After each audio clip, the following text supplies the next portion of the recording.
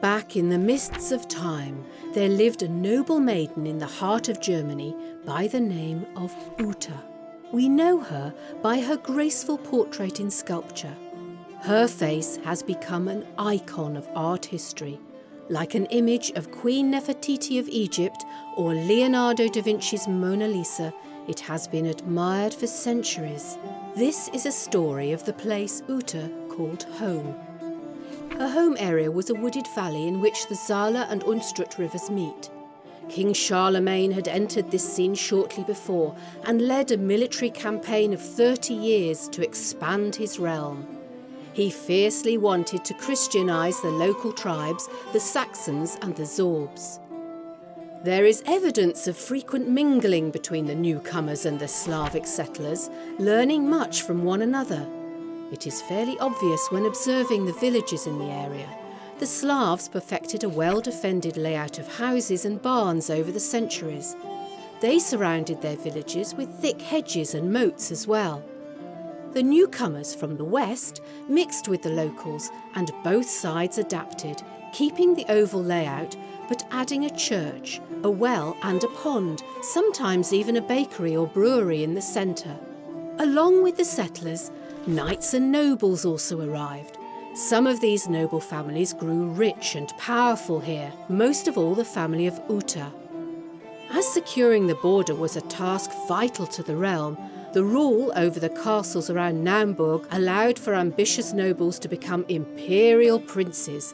When Uta was in her 20s, these ambitious nobles saw to it that a bishop's seat was moved to Naumburg, where they began to build a huge cathedral. It was designed to show the ambition and achievement of the local nobility, and, of course, to serve further Christianization. The idea behind the huge cathedral was to create a building the likeness of which the local Slavs had never seen. A building so alien and sublime that the pagans, standing in awe and admiration, would convert instantly. In addition to the bishop's seat, the river valley also attracted several monastic orders to build monasteries in the valley, the most prominent being the Cistercian monastery of Schulpforta. Its monks brought along education and experience in many crafts and technologies, thus driving the dynamic growth of the region. They started growing vineyards on the steep slopes along the riversides of Saale and Unstrut. Of course, they too had an eye for beauty. Their church vied with the cathedral in its display of splendour. The noble families around Naumburg were great patrons of the arts.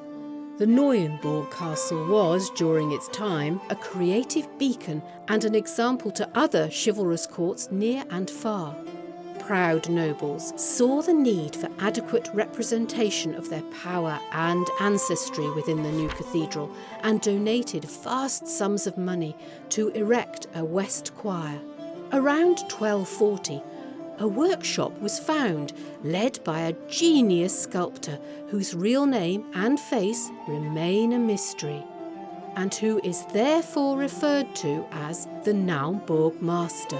We look upon the 12 life-size figures of the donors who started building the cathedral 200 years before and see the mysterious Uta and her vigorous husband Eckhard, the ever-smiling Princess Reglindis from Poland, and Count Zitzo in agony.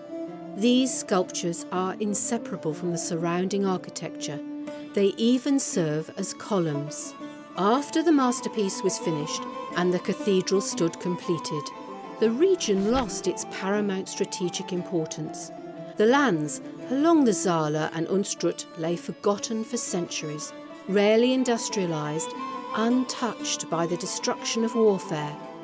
In effect, Uta's time still remains the defining era for this valley, a showcase of the knightly and courtly culture of the European High Middle Ages to this day.